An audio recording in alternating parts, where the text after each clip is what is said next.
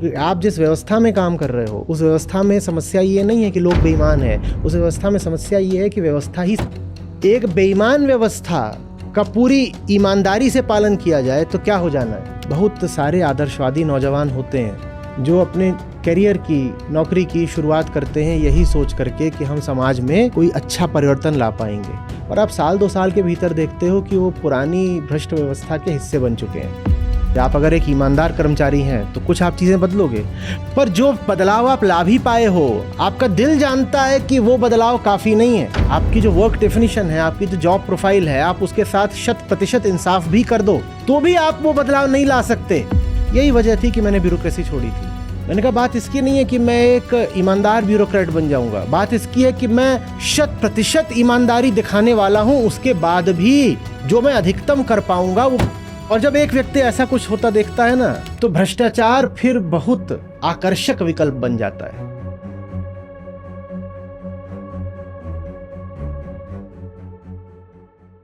आप एक आम आदमी की दशा सोचो ना, चाहे वो सरकारी दफ्तर में काम करता हो या किसी एनजीओ, किसी संस्था में काम करता हो, वो पूरी ईमानदारी से काम कर रहा है।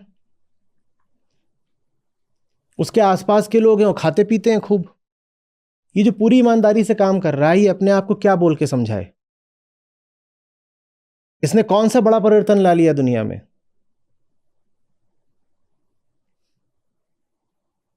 कुछ परिवर्तन आता है निश्चित रूप से। आप अगर एक ईमानदार कर्मचारी हैं तो कुछ आप चीजें बदलोगे, पर जो बदलाव आप ला भी पाए हो, आपका दिल जानता है कि वो बदलाव काफी नहीं है। आपका दिल जानता है कि वो बदलाव ऊपरी है, भौतिक है, मटेरियल है, और आप किसी और बदलाव के आकांक्षी हो। वो बदलाव तो आ ही नहीं सकता आपके काम से। ऐसा नहीं कि आप अगर भ्रष्ट नहीं रहोगे तो आप वो ला दोगे।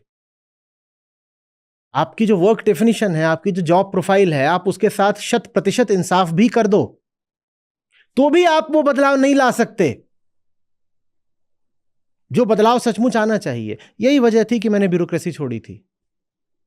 मैंने कहा बात इसकी नहीं है कि मैं एक ईमानदार ब्यूरोक्रेट बन जाऊंगा, बात इसकी है कि मैं 100% ईमानदारी दिखाने वाला हूं, उसके बाद भी जो मैं अधिकतम कर पाऊंगा वो बहुत छोटा होगा।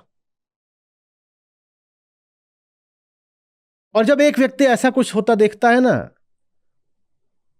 तो भ्रष्टाचार फिर बहुत आकर्षक विकल्प बन जाता है। कोई एक दिन की बात नहीं है। आपको 30-40 साल नौकरी करनी होती है। रोज घर वापस आके आप अपने आप को क्या तर्क दोगे? आप क्या बोलोगे? सिर्फ तनख्वाह के दम पे आपके यहां पे जो आपका सहकर्मी है उसकी अपेक्षा 10% या 20 या 25% आ रहा है। वो जितनी तनख्वाह लेता उससे 3 गुना वो ऊपर से बनाता है। आप अपने आप को क्या तर्क दे के समझाओगे कि आप 1/3 या 1/4 में गुजारा क्यों कर रहे हो? क्या समझाओगे? क्योंकि दुनिया में कोई वास्तविक परिवर्तन ना वो ला पा रहा है ना आप ला पा रहे हो, तो आप अपने आप को कैसे समझाओगे? आपकी पत्नी होंगे, आपके बच्चे होंगे, आपके माँ बाप होंगे, आप उन्हें कैसे समझाओगे? वो आप उनको बोलोगे देखो मैं पूरी ईमानदारी से, निष्ठा से काम करता हूं, वो बेईमान है, तो क्या पूछेंगे? वो पूछेंगे वो बेईमान है, आप ईमानदार हो, आपने क्या उखाड़ लिया? आप दिखा दो ना कि आप कौन सा बड़ा परिवर्तन ला पाए हो। तो आप कहोगे हर आदमी अगर ऐसा सोचने लगेगा तो पूरा समाज ही बेईमान हो जाएगा। तो जानते हो अगर वो थोड़ा सा भी विचारशील होंगे तो क्या पूछेंगे? वो कहेंगे अगर हर आदमी ईमानदार भी हो जाए तो भी क्या बदल जाएगा? कि आप जिस व्यवस्था में काम कर रहे हो उस व्यवस्था में समस्या ये नहीं है कि लोग बेईमान हैं, उस व्यवस्था में समस्या ये है कि व्यवस्था ही सतही है। एक भ्रष्ट व्यवस्था का पूरी ईमानदारी से पालन किया जाए तो क्या परिणाम आ जाना है। एक बेईमान व्यवस्था का पूरी ईमानदारी से पालन किया जाए तो क्या हो जाना है। इस व्यवस्था में कहीं मनुष्य की आंतरिक प्रगति के लिए कोई स्थान है क्या? कहीं तैनाती है? अच्छा, गांव में पानी की कमी है, कुछ करके जो भूमिगत जल का स्तर है देखना है वो कैसे बढ़ा दें, टैंक, कुआं, ये सब करवा दें। और ये करवाने के बाद आप देखते हो कि कुआं तो आ गया, और कुएं में जो तथाकथित निचली जातियों के लोग हैं उनको कह रहे हैं हम सब जब यहाँ से हट जाएंगे तो तुम आना, और पानी लेने के बाद, नहाने के बाद पहले यहाँ सफाई कर देना। तो आपने तो बड़ा बढ़िया कुआं खुदवा दिया था, और वो कुआं भी क्या बना? जातिवाद के अग्रेषण का साधन। तो आप क्या बोलोगे? मैं कोई समर्थन नहीं कर रहा हूं इस बात का, मैं बस बता रहा हूं कि होता क्या है। क्योंकि देखिए, बहुत सारे आदर्शवादी नौजवान होते हैं जो अपने करियर की, नौकरी की शुरुआत करते हैं यही सोच करके कि हम समाज में कोई अच्छा परिवर्तन ला पाएंगे, और आप साल 2 साल के भीतर देखते हो कि वो पुरानी भ्रष्ट व्यवस्था के हिस्से बन चुके हैं। वो टूट जाते हैं। वो टूट इसलिए नहीं जाते कि उन्हें पैसे से ने लालच दे दिया, वो टूट इसलिए जाते हो, कहते हैं अगर हम भ्रष्ट नहीं भी हैं तो बदल क्या रहा है? क्या बदल सकता है? मुझसे कहा था किसी ने जब मैंने इस्तीफा दिया, बोले अच्छा किया दे दिया, तेरी इज्जत बच गई, नहीं तो 2 साल में तुझे खुद ही निकाल देते। मेरा सीनियर था एक, आईपीएस में, मेरे ही हॉस्टल से।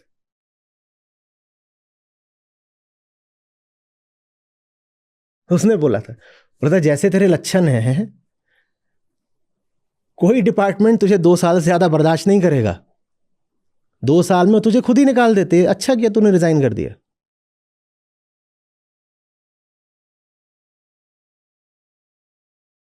समझ में आ रही बात है?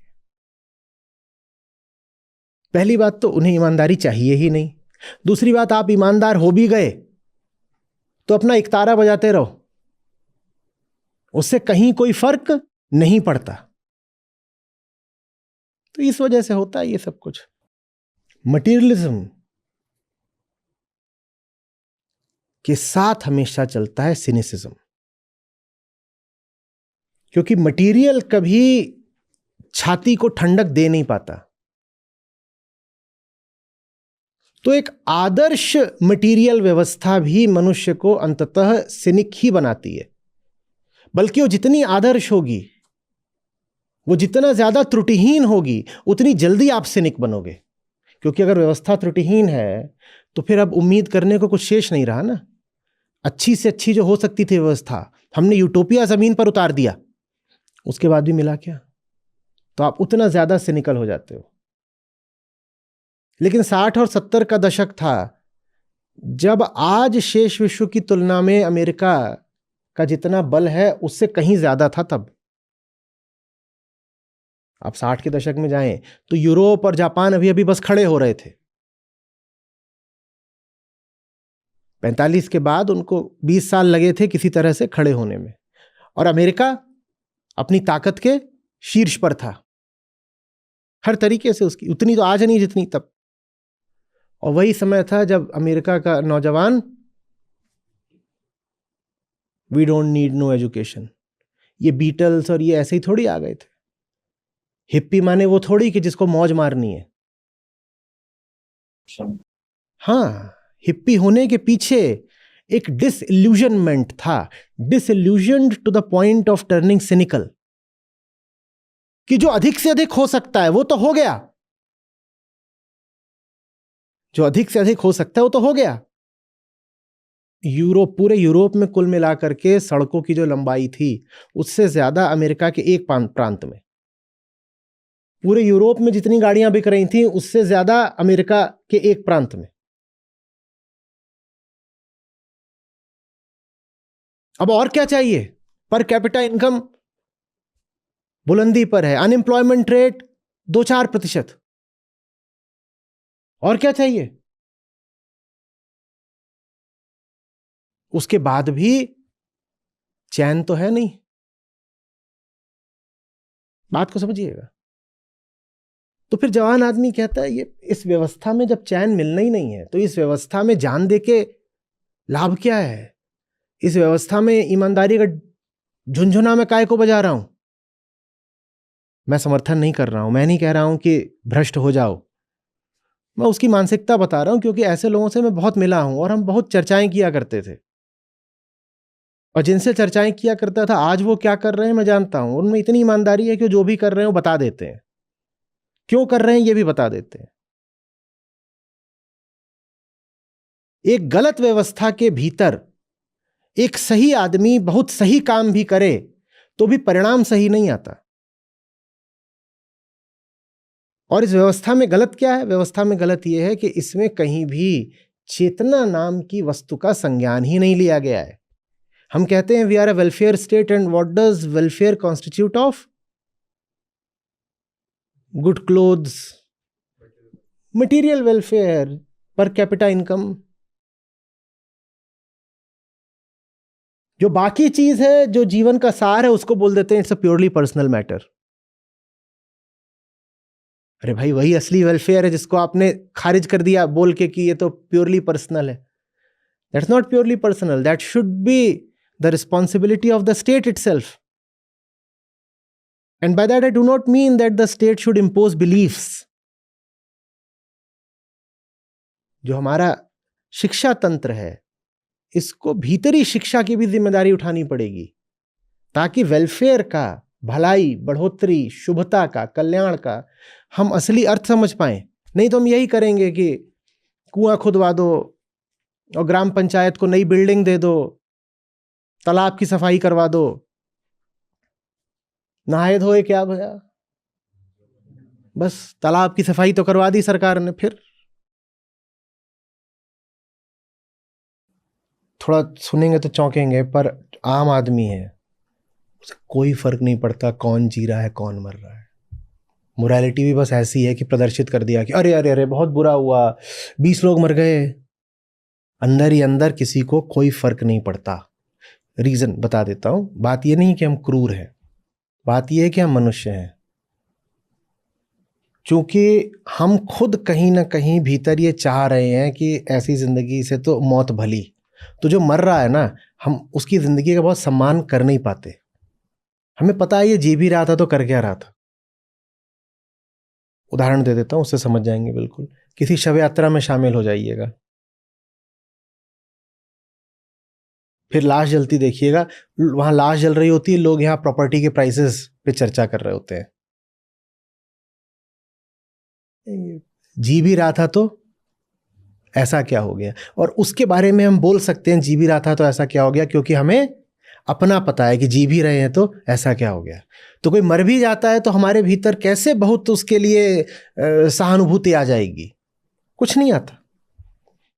पहले ही पता है सब मरे बराबर है, तो क्या लगे कि कोई बहुत भारी नुकसान हो गया। हाँ, मर गया। रोज तो अखबार भरे रहते हैं इसी बात से, बस खड्डे में चली गई, किसी ने किसी का गला काट दिया, यही सब तो रहता है। कुछ फर्क पड़ता है क्या किसी को? पड़ता है क्या? बल्कि हमारे भीतर कुछ होता है जिसको रोमांच और हो जाता है सड़क पे अगर खूनी लाश पड़ी हो तो। देखा नहीं लोग कैसे रुक रुक के धीरे धीरे से।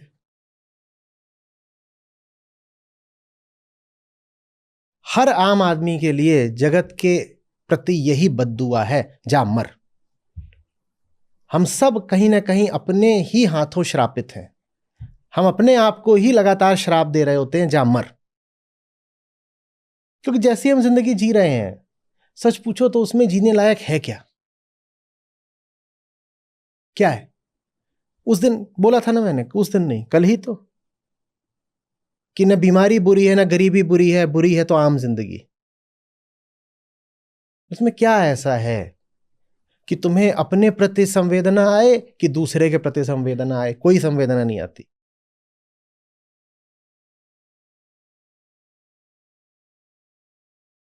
कभी कहीं पर इंटेंसिव केयर में आप अस्पताल में गए ही होंगे, देखा ही होगा, सब एक से पड़े होते हैं और सबने एक सी जिंदगी जी होती है, और अब सबकी एक सी मौत आ रही है। और बिल्कुल सब वहां पर शरीर ही शरीर बिछे हैं, माल, मटेरियल। चेतना तो है ही नहीं वहां, वो तो सब जाने की कतार में खड़े हुए हैं। सब एक से पड़े हैं बिल्कुल, कोई उनमें अंतर है ही नहीं। एक बॉडी, दूसरी बॉडी, तीसरी बॉडी, सब बराबर।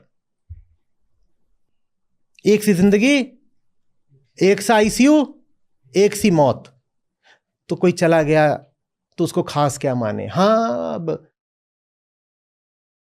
रस्म का तकाजा है तो 2 आंसू बहा देते हैं। मैंने बहुत प्रतिभाशाली लड़कों को देखा था, मैं उनको देखता था, ताज्जुब करता था। इंटेलेक्ट के तल पर बोल रहा हूं, शार्प, वेरी शार्प, शार्प भी और मोटिवेटेड भी, आदर्शों के संदर्भ में ऐसा कर देंगे, वैसा कर देंगे। अभी हमारा अब 25 साल हो रहे हैं, तो इसी साल जो 25 साल वाला रियूनियन होता है वो है। मुझे पता नहीं मैं उसमें जाऊंगा भी कि नहीं जाऊंगा। वजह है, मुझे वो रातें याद हैं, हम बैठ जाते थे, तब ये इंटरनेट वगैरह तो इतना था नहीं, तो रात रात भर बैठकर वैसे ही बातें हो जाती थी, खासतौर पे फाइनल ईयर में।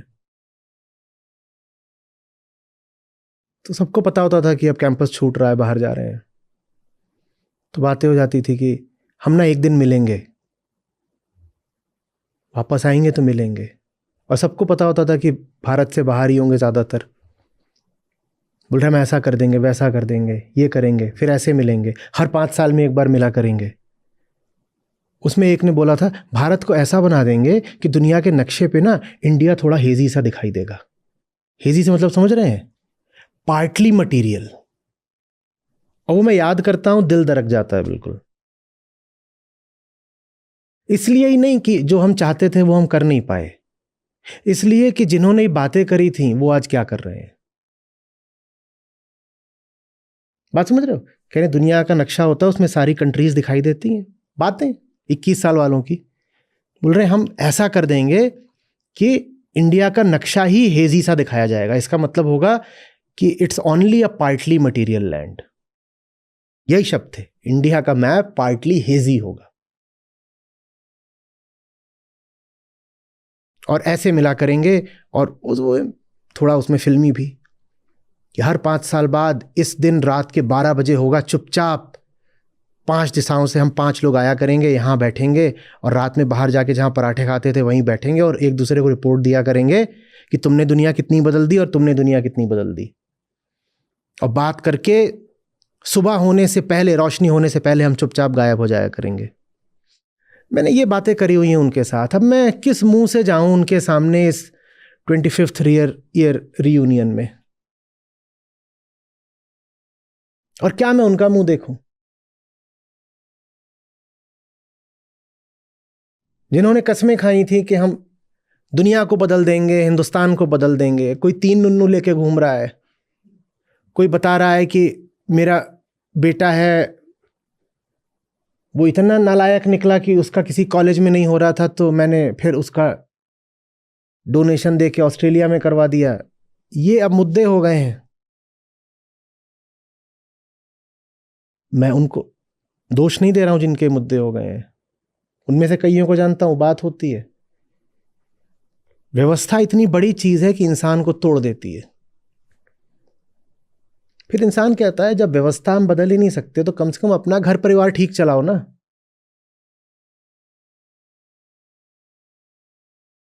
सब करोड़ों में खा खेल रहे हैं। ऐसा नहीं कि वो इतने मूर्ख हैं कि इन करोड़ों की व्यर्थता नहीं जानते। सब ऐसे ही हैं जिनकी महीने की ही आमदनी करोड़ों में है। पता सबको है कि जिस दिन हम निकल रहे थे आईआईटी से, उस दिन सिर्फ यही नहीं चाहा था, we wanted to create a bigger impact.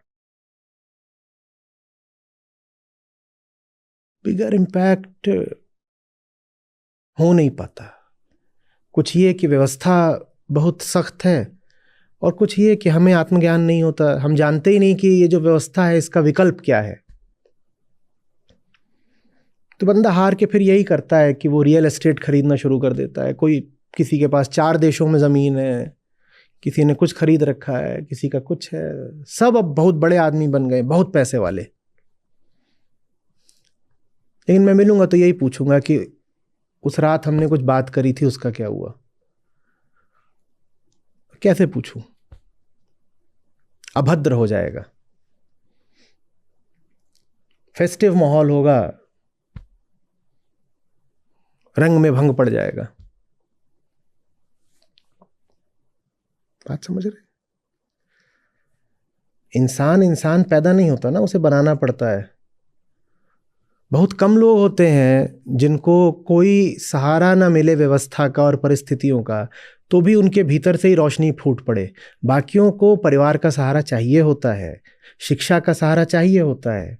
हमारे परिवार कैसे हैं, हमारी पूरी शिक्षा व्यवस्था कैसी है, इंसान इसके सामने टूट जाता है।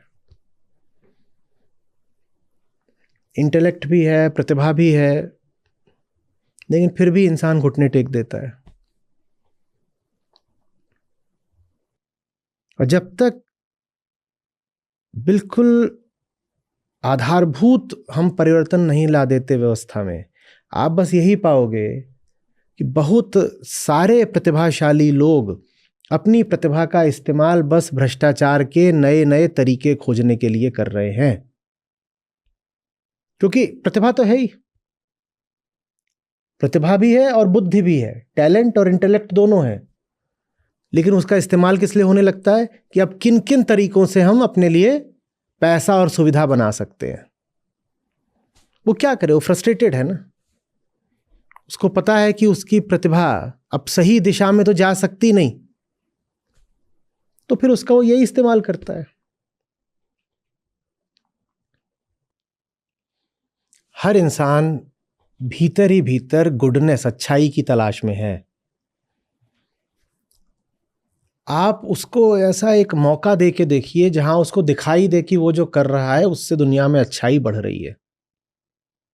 फिर देखिए कि वो भ्रष्टाचार को चुनता है या सदाचार को।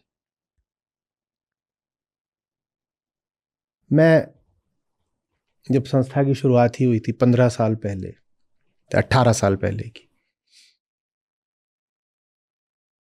तो एक संस्थानों का पूरा एक ग्रुप है, उसके जो ओनर चेयरमैन थे, तो एक जगह पर उनको भी बुलाया गया बोलने के लिए, मुझको भी बुलाया गया बोलने के लिए। मैं तब एकदम ही जूनियर था, ये सब बड़े बड़े लोग, कैपिटलिस्ट, उन्होंने कुछ बोला, सामने ऑडियंस थी, मेरा एकदम आखिर में नंबर आया, तो मैंने बोला उसका जनता पर कुछ असर पड़ गया, और मीडिया भी बैठी थी, उन लोगों ने ज़्यादा सवाल वगैरह पूछ लिए। तो ये जो ग्रुप हेड थे, ओनर, इन्होंने मुझसे एक बात बोली आकर के, स्मर्क के साथ बोले, storm in a tea cup. क्या? Storm in a tea cup. जानते उन्होंने मुझसे क्या बोला था? कि बेटा अभी बहुत जवान हो, उखाड़ क्या लोगे, ये बड़ी बड़ी बातें तो कर रहे हो, उखाड़ क्या लोगे, it's just storm in a tea cup. कि चाय के प्याले के भीतर तुम भारी बवंडर ला सकते हो, चाय के प्याले के बाहर तो कुछ नहीं। मैं उम्मीद करता हूं कि लगभग 20 साल बाद मैं उनको दिखा पाया हूं कि storm is raging way outside the tea cup as well. पर यही हर जवान आदमी की स्थिति है। ये दुनिया उसको जता देती है कि तुम बहुत कुछ कर भी लोगे तो that would amount just to some storm in a tea cup, तो आदमी फिर दम तोड़ देता है।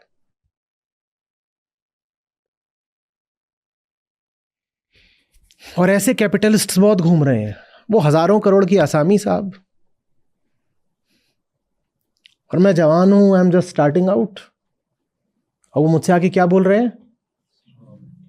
Well said, storm in a tea cup. मैं झेल गया, कुछ किस्मत की बात रही होगी, हर आदमी नहीं झेल पाता, लोग टूट जाते हैं।